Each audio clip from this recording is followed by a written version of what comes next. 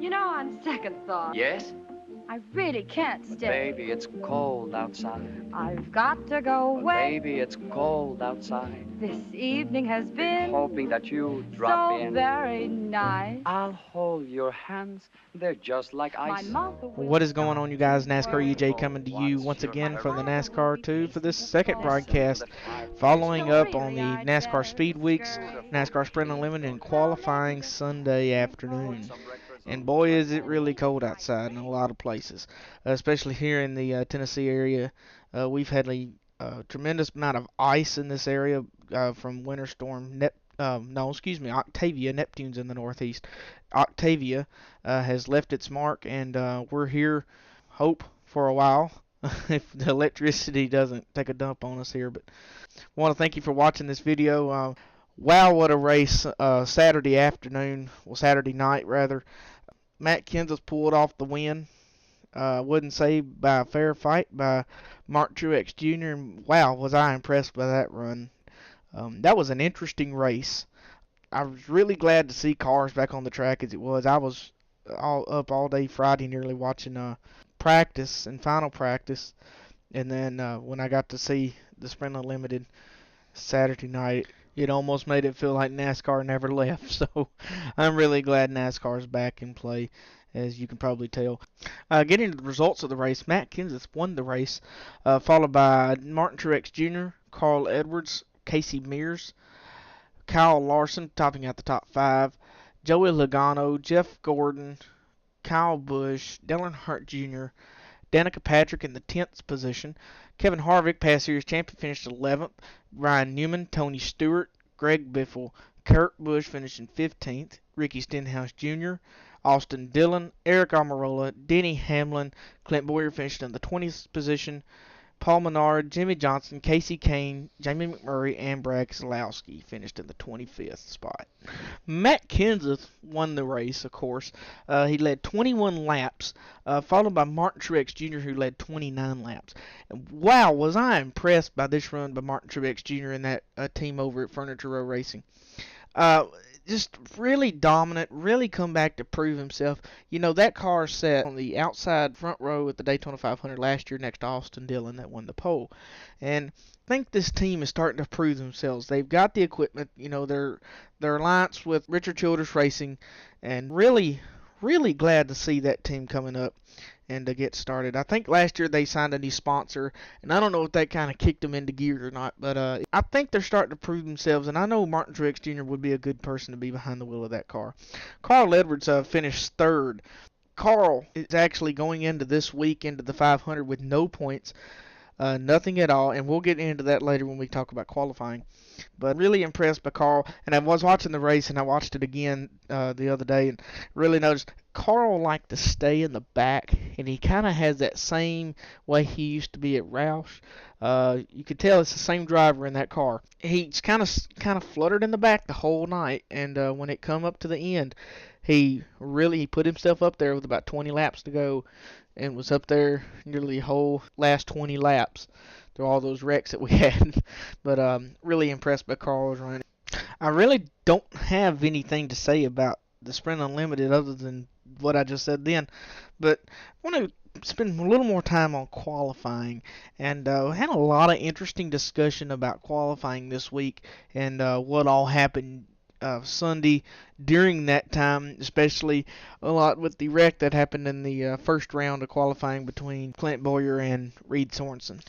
But to get the news out of the way, Jeff Gordon wins the pole for the Daytona 500. Jimmy Johnson's on the outside of him, so we got a Team Hendrick front row.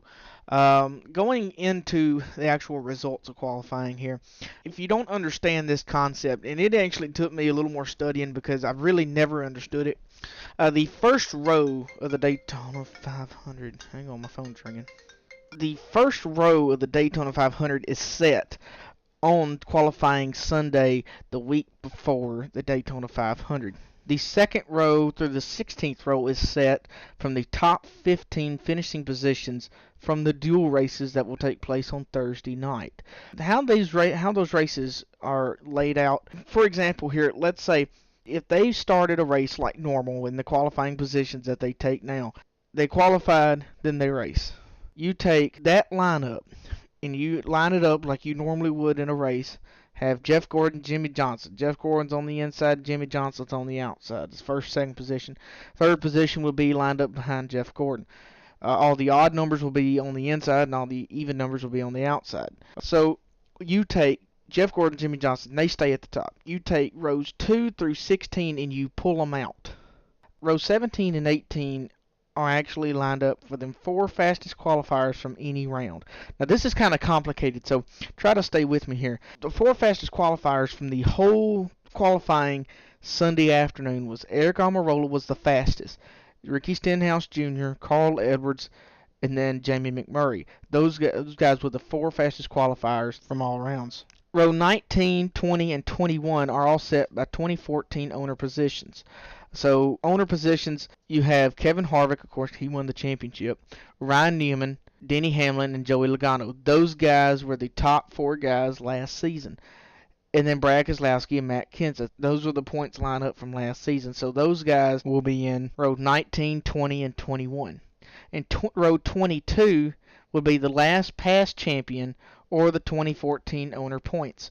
So, and that would actually be Tony Stewart because he was the other car in that team that had the most points. So how they're going to line up for Thursday night's races, you have 2 races. In the inside row of the qualifying, if they lined up like normal, the inside row behind Jeff Gordon, it would be actually racing the first race. The outside behind Jimmy Johnson will be in the second race. Jimmy Johnson and Jeff Gordon do get to race, and I guess it just adds competition. So rows 2 through 16 will be taking place will be lined up from the top 15 finishers from the dual races. 6 drivers need to race their way into the 500, and those 6 drivers are Michael Annett, Ryan Blaney, Ron Hornaday Jr., Justin Marks, David Reagan, and Reed Sorensen in the 54. But Reed Sorensen will go to a backup car for being involved in the wreck that Sunday afternoon during qualifying. Since Carl Edwards actually qualified, so he's locked into the race on next Sunday for the Daytona 500. Carl Edwards already started with a brand new team, and that means he starts from 0 points completely. And I know what I was saying, he was really kind of nervous. They had game plans and everything trying to figure out how are we going to race this race if we're not even guaranteed to qualify for the race itself. But I'm glad they got it pulled off, and really excited to see this number 19 Toyota team really try to get up into the ranks in a hurry with a whole brand new team. And you got to remember, this is a brand new team completely. Brand new guys over the wall. You got a veteran crew chief, of course, and a veteran driver. But really, really excited to see how fast this team can make their way into the sport. Now, for my opinions on what happened during the first round of qualifying, this was all, and I really kind of took how I heard Clint Bowyer say what he said, and then I listened to what Kurt Busch said as well. So what really happened was that Clint Bowyer was 2 cars behind Reed Sorensen. And Reed Sorensen got bumped. They were all trying to swish-swash back and forth, trying to figure out how they were going to get with who they wanted to draft with and all to get a better run on qualifying. So what happened was Reed Sorensen slowed down, got hit from behind, messed up his fender. Well, it ended up Reed got in front of all the Toyotas. Clint Bowyer was behind Reed, and Reed was not the fastest car, and they really needed to get around him because they were losing the pack in front of him. So Clint decides, I need to get around you, get out of the way. Well, Reed was wanting to block. He was wanting to be, he knew he was slower, and he knew he was a go or go homer. So it was either, I got to stay in front of these guys and let them push me, or I'm either going to get past and I'm going to be falling back and I've got to race my way in. I'd rather have a chance to get a good qualifying lap, move on to the second round, and have a guaranteed spot into the race. So Clint made a move going into turn 1 to get around him, and Reed went to block him and then just spun himself out, went into the wall. When the cars got down to the bottom of the track, Clint got out of the car, which he was not supposed to do after last year's rules had changed. And so Clint got out of the car. I don't think any penalties have been issued for that as well.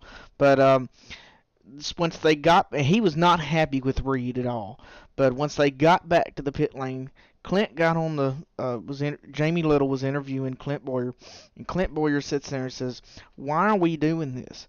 Why we're not racing to see who, we're not qualifying to see who has the fastest car.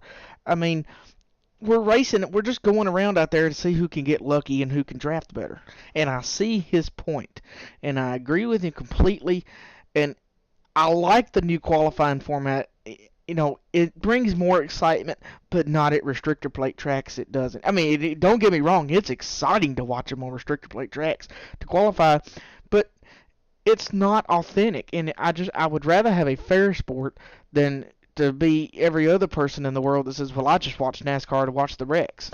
Kurt Busch came on a little later and kind of says the same thing, but he really put an emphasis on, you know, these guys spend 6 months, nearly 6 weeks, on building a race car for the 500, just for the 500, and that takes a lot of work. And Kurt Busch said it like this: he doesn't feel like those guys are being appreciated for really what they do in those shops, because the qualifying format is not showing who has the fastest car. It's about who can get lucky. So I understand where these drivers are coming from. And I understand from a fan standpoint that I would rather have it authentic than have it more dangerous. I mean, I didn't think there was anything wrong with how they qualified last year for the 500. And there was no doubt that Austin Dillon had the fastest car. In the year before, I don't think there was any doubt that Danica Patrick had the fastest car. So I want to leave that as the question of the week. I want to know what your opinion is on qualifying at restrictor plate tracks as of Daytona and Talladega. Do you think that it's a little silly that they play these mind games with each other on pit road to what time they need to go out? I mean, they put it at the smallest time in order to get 2 laps around that track. And I don't think that that's really fair on the guys in the shop. Now, in any of the other tracks, my personal opinion, I think the qualifying format is just fine. I like the group qualifying format at any other track, but I mean, it's exciting, but I don't think it's authentic and fair to run that system at a restrictor plate track. So anyway, guys, I want to thank you for watching this video, or watching a black screen with yellow letters, I guess. Like this video, subscribe to the channel, give me a follow if you want to on Twitter. The link's posted below. Sorry, I still want to make a video on all these rule changes and all the different schedule this year, but we got to get past what's going on here. I got a little later start than what I really wanted to, but thanks for watching, guys. Subscribe, stay warm, and y'all have a nice day. They're just like My ice. mother will start to worry. Beautiful, what's your My hurry? father will be pacing the floor. Listen to the fireplace So roar. really I'd better scurry. Beautiful, please don't Well, hurry. maybe just a half a drink more. Put some records on while I pour. The neighbors might But think baby,